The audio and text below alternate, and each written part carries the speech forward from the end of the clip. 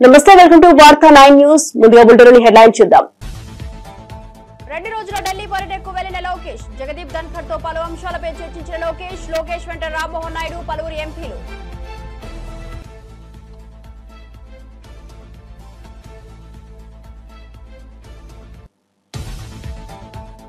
కాంగ్రెస్ ప్రభుత్వంపై మరోసారి కేటీఆర్ విమర్శలు. పదవుల మీద ఉన్న ధ్యాస తెలంగాణ ప్రజలపై లేదంటూ ధ్వజం. ఎన్నికల కోసం అడ్డగోలు హామీలు ఇచ్చి ప్రజలను మోసం చేశారన్న మాజీ మంత్రి.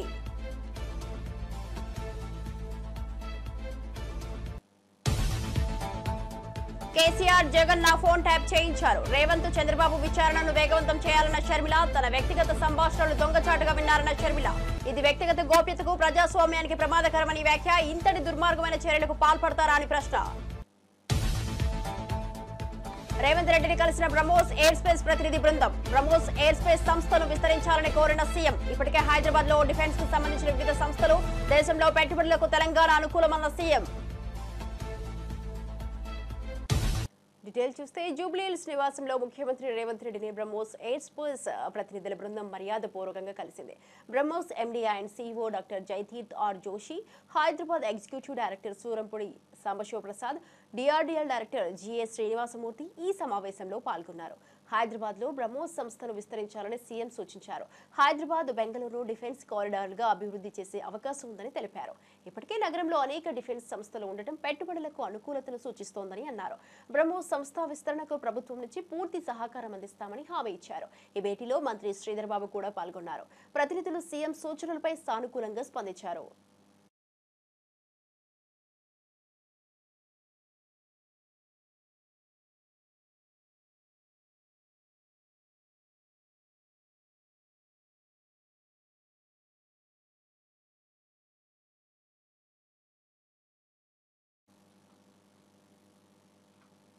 రాజన్న సిరిసిల్ల జిల్లా అంకుశాపూర్కు చెందిన బీఆర్ఎస్ సీనియర్ నేత కర్కబోయిన కుంటయ్య ఆత్మహత్యపై బీఆర్ఎస్ వర్కింగ్ ప్రెసిడెంట్ కేటీఆర్ తీవ్రంగా స్పందించారు. కుంటయ్య భౌతిక కాయానికి పూలమాల వేసి నివాళులర్పించిన అనంతరం మీడియాతో మాట్లాడిన కేటీఆర్, కాంగ్రెస్ హయాంలో పోలీస్ స్టేషన్లో సెటిల్మెంట్ కేంద్రాలుగా మారిపోయాయని మండిపడ్డారు. తమ నేత కుంటయ్య తన భూమిని కాంగ్రెస్ నేత కబ్జా చేశాడని ఫిర్యాదు చేయగా పోలీసులు తనపైన కేసు బనాయించి వేధించడంతో అతడు ఆత్మహత్య చేసుకున్నాడని ఆరోపించారు. సివిల్ మ్యాటర్లో పోలీసులు జోక్యం చేసుకుని సెటిల్మెంట్ చేయడం సమాజానికి ప్రమాదకరమన్నారు. కుంటయ్య చావుకు బాధ్యులైన అధికారులపై చర్యలు తీసే వరకు న్యాయ పోరాటం కొనసాగిస్తామని హెచ్చరించారు. తాము 10 ఏళ్లు అధికారంలో ఉన్న ఇంత చిల్లర రాజకీయాలు ఎప్పుడూ చేయలేదని కేటీఆర్ స్పష్టం చేశారు. నా కోసం హైదరాబాద్ దాకా వచ్చి సాయంత్రం దాకా అక్కడనే ఉండి నాకు ధైర్యం చెప్పి, అన్నా నీకేం కాదని చెప్పి, మరి రాత్రి ఇక్కడికి వాపసు వచ్చి ఏమైందో తెలియదు, రాత్రికి రాత్రే ఆత్మహత్య చేసుకున్నాడని తెలిస్తే ఒక్క నిమిషం మనసు కకావికలమైంది. వారి కుటుంబాన్ని ఈరోజు కలిసిన తర్వాత నిజంగా కూడా బయట రాజకీయ నాయకులు అంటే ఏదేదో ఊహించుకుంటారు, కానీ బయటికి ఎంత గంభీరంగా కనబడ్డా లోపల దుఃఖాన్ని దాచుకొని లోపల కష్టాన్ని కూడా అదిం పెట్టుకొని ఒకవైపు ప్రజల కోసం పనిచేస్తూ మరొక వైపు తమ కుటుంబాన్ని కూడా కాపాడుకునే క్రమంలో ఒక ఒత్తిడికి లోనై మా సోదరుడు దురదృష్టవశాత్తు ఆత్మహత్య ప్రయత్నం చేయడం జరిగింది. తెలవంగానే నేను మా మండల పార్టీ అధ్యక్షులు గజబింకర్ రాజన్న గారికి, మా జిల్లా పార్టీ అధ్యక్షులు తోటాగయ్య గారికి ఫోన్ చేసి అర్జెంటుగా అత్యవసరంగా అవసరమైతే హైదరాబాద్ షిఫ్ట్ చేస్తారా, లేకపోతే ఎల్లారెడ్డిపేటలో ఉండే మన అశ్విని హాస్పిటల్ తీసుకుపోయి, ఎందుకంటే అక్కడ పాయిజన్ కేసులు ఎఫెక్టివ్గా ట్రీట్మెంట్ ఇస్తారని తెలుసు, మీరు వెంటనే తీసుకుపోండి అంటే వాళ్ళు కూడా పాపం శాయశక్తుల ప్రయత్నం చేసింది. దురదృష్టవశాత్తు కిడ్నీలు ఫెయిల్ కావడం, దురదృష్టవశాత్తు కుంటయ్య గారిని కాపాడుకోలేకపోవడం జరిగింది. కానీ ఆ కుటుంబానికి అన్ని రకాలుగా ఆ 2 పిల్లల చదువులు, వారి పెళ్లిళ్ళు, ఆ 2 పిల్లలు, వారితో పాటు వారికి ఉండే ఇతర సమస్యలు అన్నిటినీ కూడా నేను చూసుకుంటానని చెప్పి వారి కుటుంబానికి నేను మాట ఇచ్చిన. ఒక ఎమ్మెల్యే గారు పోతే ఆ కుటుంబానికి ఎట్లా అండగా ఉన్నామో ఈరోజు మా కుంటయ్య గారికి కూడా, ఆ కుటుంబానికి కూడా అదే స్థాయిలో, పూర్తి స్థాయిలో అండగా ఉంటాం. వారు మాకు ఇచ్చిన వారి సహచర్యం కానీ, వారు మాతో పాటు కలిసి గడిపిన సమయం కానీ, అదేవిధంగా వారు పార్టీకి చేసిన సేవలు కానీ ఇవన్నీ దృష్టిలో పెట్టుకుని ఆ కుటుంబానికి మొత్తం బీఆర్ఎస్ పార్టీ జిల్లా నాయకత్వం మొత్తం అండగా ఉంటుంది. సత్తెనపల్లిలో జరిగిన పర్యటన సందర్భంగా వైఎస్ఆర్సీపీ అధినేత జగన్ కోసం భారీగా కార్యకర్తలు తరలివచ్చారు. జిల్లా నలుమూలల నుండి వచ్చి జెండాలు పట్టుకుని నినాదాలతో వాతావరణాన్ని వేడెక్కించారు. జగన్ వాహనం వచ్చిన వేళ జనం ఉద్వేగానికి లోనయ్యారు. ఆయనను చూసేందుకు పెద్ద సంఖ్యలో మహిళలు, యువత రోడ్డుపై క్యూ కట్టారు. జగన్ కోసం ప్రజల్లో పెరుగుతున్న ఆదరణ మరోసారి స్పష్టమైందని పార్టీ నేతలు పేర్కొన్నారు. స్థానిక నాయకులు, కార్యకర్తలు ఈ పర్యటనను విజయవంతం చేయడానికి భారీ ఏర్పాట్లు చేశారు. సభా ప్రాంగణం జనసంద్రంగా మారింది. ప్రజల సందడి, వాహనాల కిరాకితో సత్తెనపల్లి పట్టణం ఉత్సవ వాతావరణాన్ని తలపించింది. జగన్ ప్రతి పర్యటనలో ప్రజల తీరుతో పార్టీ నేతలు ఉత్సాహంగా ఉన్నారు.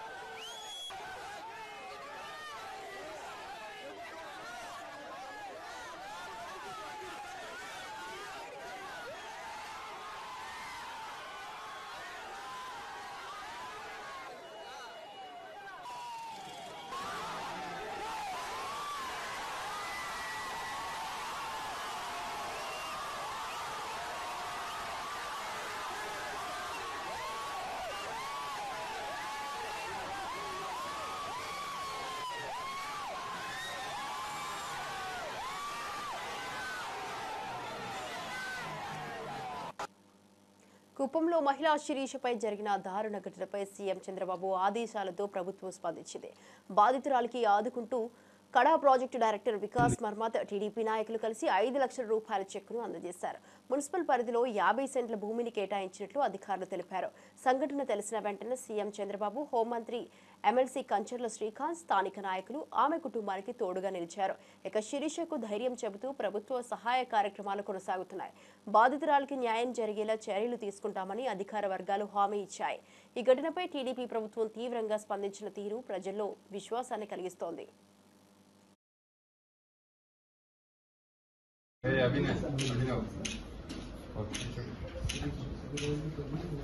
జరుగుతూనే ఉంటుంది.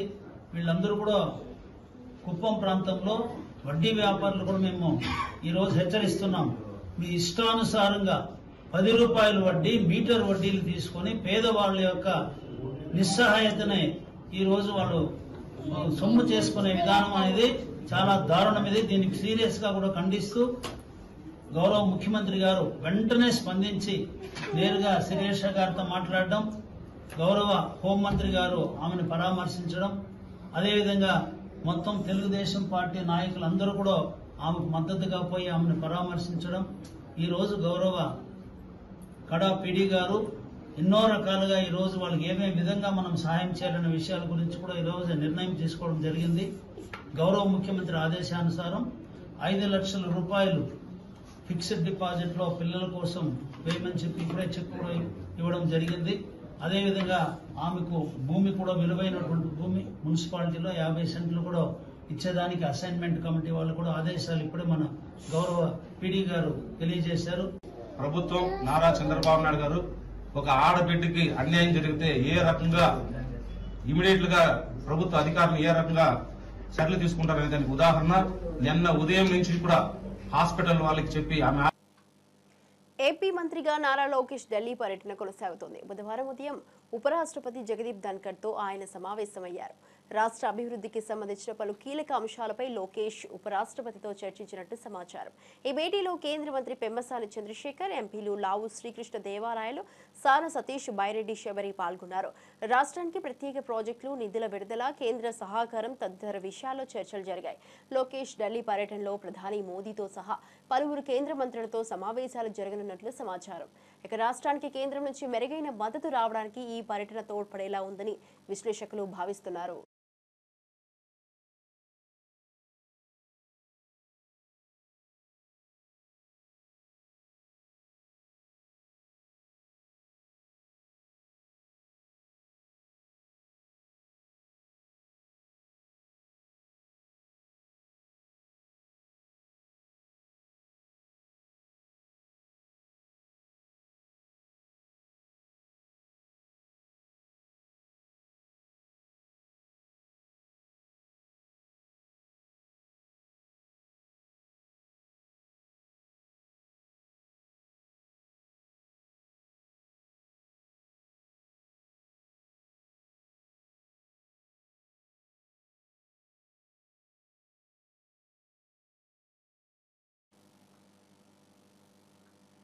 యోగాంధ్ర 2025 కార్యక్రమంపై అవగాహన కల్పించేందుకు అనకాపల్లి జిల్లా ఎస్ రాయవరం మండలం రేవుల పోలవరం సముద్ర తీరం వద్ద ఏర్పాటు చేసిన సభలో హోంమంత్రి తానేటి అనిత పాల్గొన్నారు. ఈ సందర్భంగా ఆమె మాట్లాడుతూ యోగా ప్రతి ఒక్కరి జీవన శైలిలో భాగంగా మారాలన్నారు. ఆరోగ్యకరమైన జీవితం కోసం యోగాను ప్రతిరోజు అభ్యసించాల్సిన అవసరం ఉందని చెప్పారు. యోగా శారీరక మానసిక స్థితుల మెరుగుదలకు దోహదం చేస్తుందన్నారు. ప్రభుత్వం ప్రతిసారి యోగాకు ప్రోత్సాహం ఇస్తోందని యోగాంధ్ర కార్యక్రమం ద్వారా ప్రజల్లో ఈ విషయంపై అవగాహన పెంపొందించనున్నట్లు తెలిపారు. ప్రతి ఒక్కరూ రోజు కొంత సమయం యోగాకు కేటాయించాలని సూచించారు. కార్యక్రమంలో పలువురు ప్రజాప్రతినిధులు, అధికారులు, స్థానిక ప్రజలు పాల్గొన్నారు. ఈసారి షోల్డర్స్ రొటేషన్ చేస్తామండి. చేతులు భుజం మీద పెట్టుకోండి. చేతుల ముందు మో చేతులు కలపండి. మో చేతులు కలపాలి.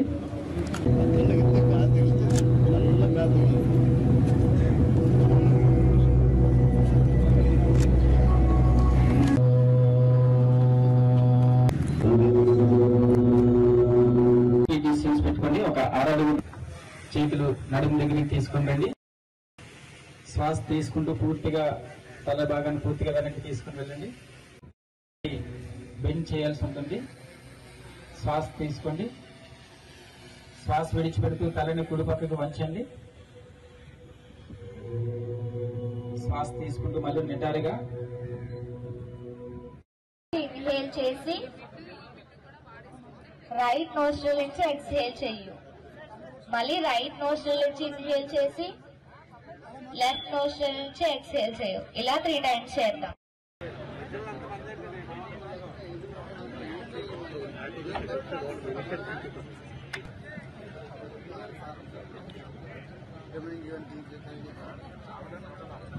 యోగా అంటే యోగా ఎక్కడ నేర్చుకున్నావు అక్క? నువ్వు ఎంత ఫీల్ అవుతుంది?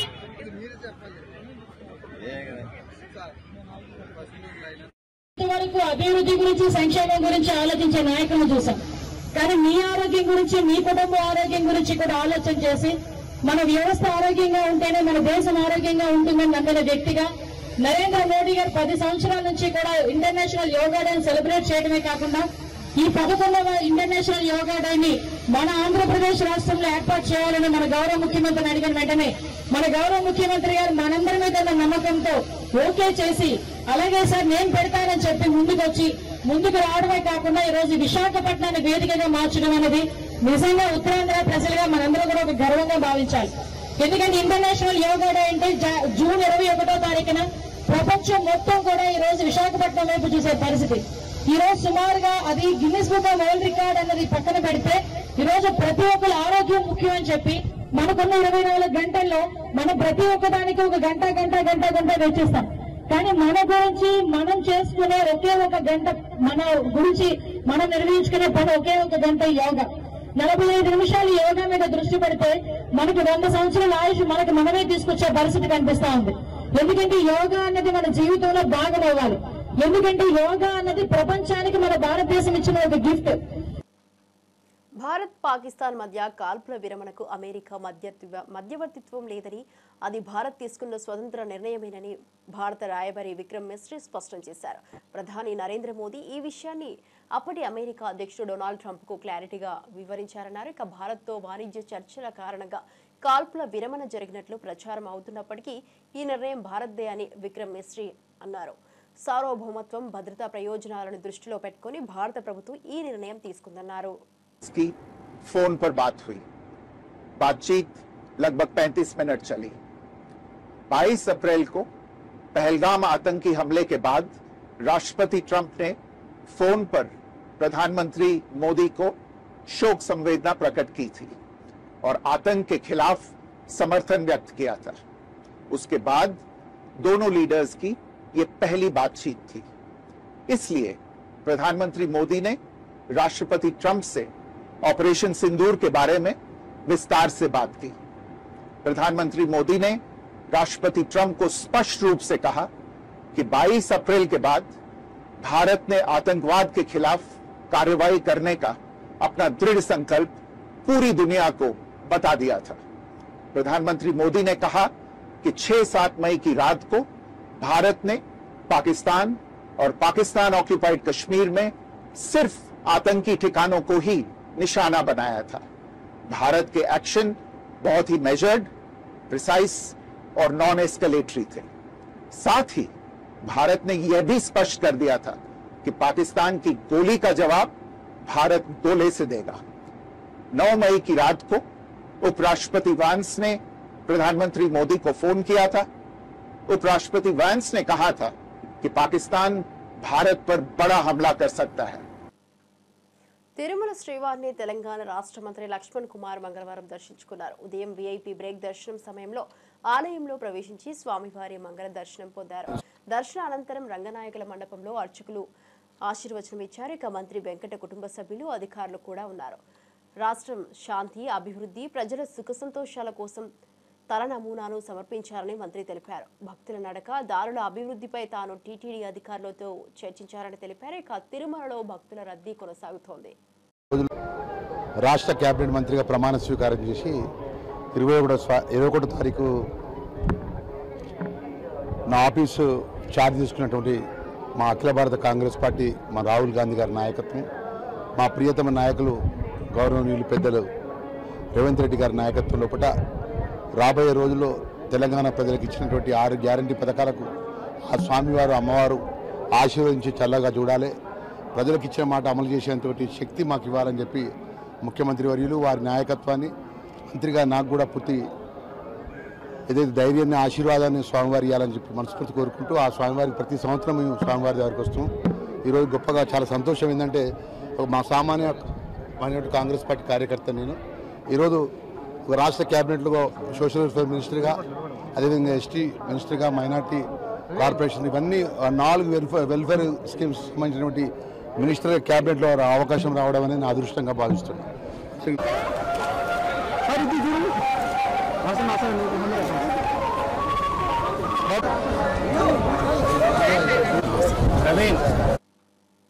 వైఎస్ షర్మిల మరోసారి సంచలన వ్యాఖ్యలు చేశారు. ఫోన్ ట్యాపింగ్ వ్యవహారంలో అప్పటి తెలంగాణ సీఎం కేసీఆర్, అప్పటి ఏపీ సీఎం జగన్ కలిసి జాయింట్ ఆపరేషన్ చేపట్టారని ఆరోపించారు. ఇక మా ఫోన్లు ట్యాప్ అవుతున్నాయని వైవి సుబ్బారెడ్డి స్వయంగా మా ఇంటికి వచ్చి చెప్పారని వెల్లడించారు. తమను అణిచివేయాలనే నమ్మకంతోనే ఇలా చేశారని షర్మిల ఆరోపించారు.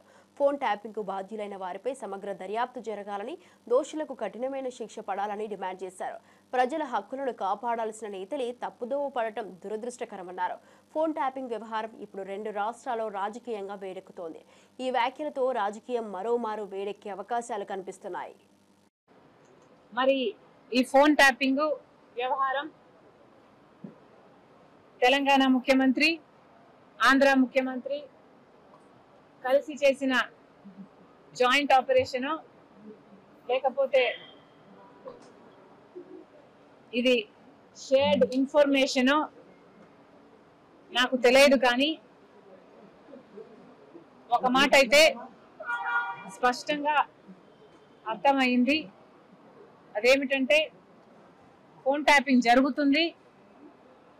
ఎంతమంది మీద జరుగుతుందో నాకు తెలియకపోయినా నా ఫోన్ ట్యాప్ అవుతుంది, నా భర్త ఫోన్ ట్యాప్ అవుతుంది, నా దగ్గర వాళ్ళ ఫోన్లు ట్యాప్ అవుతున్నాయి అన్న విషయం నాకు చాలా చాలా స్పష్టంగా అర్థమైంది.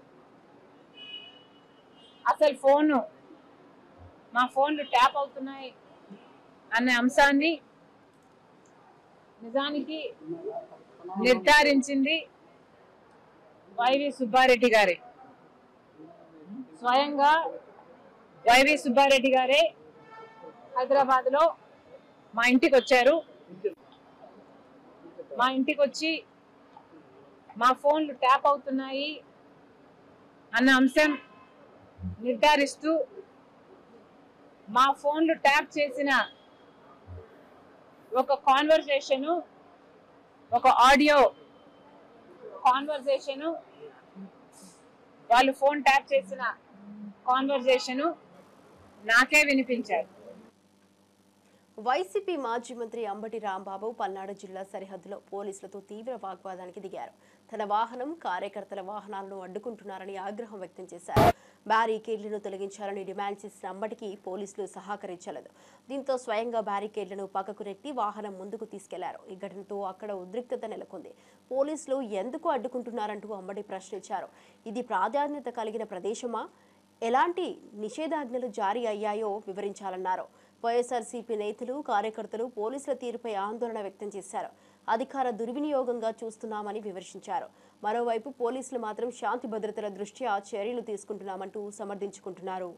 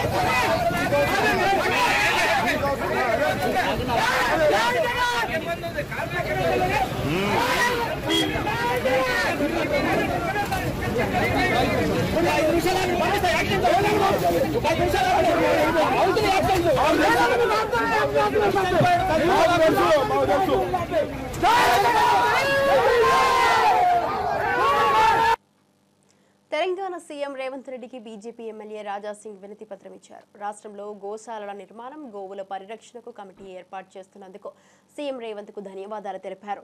తాను కూడా ఆ కమిటీలో సభ్యుడిగా అవకాశం ఇవ్వాలని కోరారు. గోవుల పరిరక్షణ కోసం ప్రత్యేక పోలీస్ టాస్క్ ఫోర్స్ ఏర్పాటు చేయాలని విజ్ఞప్తి చేశారు. ఇక గోమాతను కాపాడే విషయంలో ప్రభుత్వం తీసుకుంటున్న చర్యలను స్వాగతిస్తున్నానని, తాను కూడా అందులో భాగం కావాలనుకుంటున్నానని తెలిపారు. గో రక్షణపై తన నిబద్ధతను మరోసారి ప్రజల ముందు ఉంచారు. టాస్క్ ఫోర్స్ని నిర్మించండి. ఎవరైనా ఇల్లీగల్గా ఆవులు, ఎద్దులు, దొడలు మన తెలంగాణకి ఈ స్లాటర్ హౌస్కి కటింగ్కి తీసుకొని వస్తే వాళ్ళకి పట్టుకోవాలి. అదే ఆవులు, అదే దొడలు, అదే ఎద్దులు మీరు కట్టిన మోడలైజ్ని షిఫ్ట్ చేయాలి, అక్కడ షిఫ్ట్ చేయాలని నేను కోరుతున్నాను. అదేవిధంగా ఒకవేళ అది ఒక మంచి టాస్క్ ఫోర్స్ టీమ్ గౌరక్షణ గురించి మీరు తయారు చేస్తే దానికి ఒక సభ్యుడిగా మాకు కూడా పెట్టాలని నా ఒక నివేదిక. పార్టీని పక్క పెట్టండి. ఎందుకంటే ఎన్నో సంవత్సరాల నుంచి గౌరక్షణలో మేము ఆల్రెడీ పనిలో ఉన్నాము. చాలా వరకు గౌరక్షణ గురించి చాలా వరకు కార్యకర్తలు పని కూడా చేస్తున్నారు. లీగల్గా మేము కూడా మీకు సపోర్ట్ చేయడానికి మేము రెడీ ఉన్నాము. కానీ దీనిపైన కూడా దృష్టి పెట్టాలని నా ఒక నివేదిక. అదేవిధంగా తెలంగాణలో మున్సిపల్ కార్పొరేషన్ నుంచి చాలా వరకు స్లాటర్ హౌస్ నడుస్తున్నాయి. అదే స్లాటర్ హౌస్లో ఇల్లీగల్గా ఎద్దులు, ఆవులు, దొడలు నైట్ పూట కట్ చేసి మన తెలంగాణ నుంచి మాంసాన్ని వేరే వేరే రాష్ట్రాలకి కానీ వేరే వేరే దేశాలకి కానీ ఎక్స్పోర్ట్ అవుతుంది. దానిపైన కూడా దృష్టి పెట్టాలని రేవంత్ రెడ్డి గారికి నా ఒక నివేదిక. 8 వసంతాలు సినిమాలో శుద్ధి అయోధ్ర పాత్ర తనకెంతో ప్రత్యేకమైందని నటి అనంతిక పేర్కొన్నారు. ఈ చిత్రంలో నటించడం తన అదృష్టంగా భావిస్తున్నట్టు ప్రీ రిలీజ్ ఈవెంట్లో చెప్పారు. ఇక డాన్స్, మార్షల్ ఆర్ట్స్ చిన్నప్పటి నుంచి అలవాటు అయినా స్టేజ్ పై మాట్లాడటం మాత్రం భయంగా ఉంటుందని నవ్వుతూ పంచుకున్నారు. ఫణీంద్ర నర్శెట్టి దర్శకత్వంలో హనురెడ్డి, రవితేజ దుగ్గిరాలతో కలిసిన ప్రధాన పాత్రలు నటించిన ఈ చిత్రం ప్రేమ, మార్షల్ ఆర్ట్స్ నేపథ్యంలో రూపొందింది. జూన్ 20న విడుదలకు సిద్ధమవుతున్న ఈ సినిమా తనకు నటిగా ఎంతో కొత్త అనుభవాన్ని ఇచ్చిందని అనంతిక చెప్పింది. ప్రేక్షకుల ఆదరణను ఆశిస్తూ సినిమా విజయం సాధించాలని ఆకాంక్షించారు. టాలెంట్ అయినా చిన్నప్పటి నుంచి అలానే నేర్చుకున్నా. కానీ ఇలా మైక్ పెట్టుకుని మాట్లాడడానికి నాకు చాలా భయం ఉంది. I'm still improvising and so Telugu కూడా మేబీ తప్పుగా వచ్చేటువంటి అవకాశాలు ఉన్నాయి. బట్ పర్వాలేదు. Yeah, so please forgive me if I talk something wrong. Yeah, thank you. And so I would like to thank you, Amma, first. And చిన్నప్పటి నుంచి ఒకసారి నేను లేచి నిలబడండి.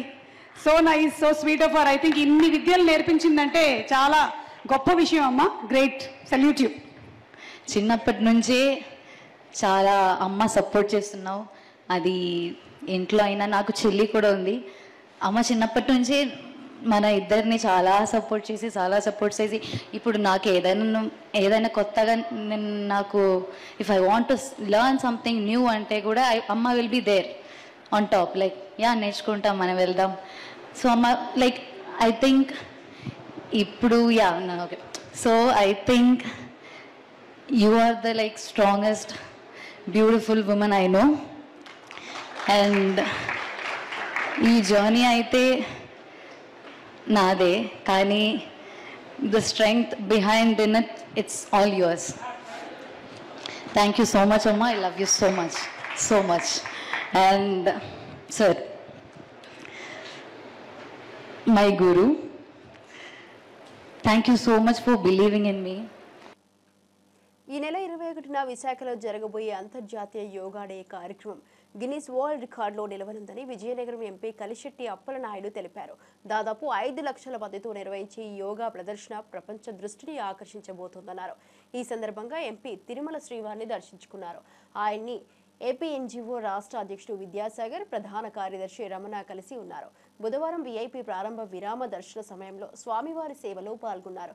విశాఖలో జరగబోయే యోగా కార్యక్రమం విజయవంతం కావాలని, ఆరోగ్యవంతమైన సమాజ నిర్మాణానికి ఇది మైలురాయిగా నిలవాలని ఆకాంక్షించారు.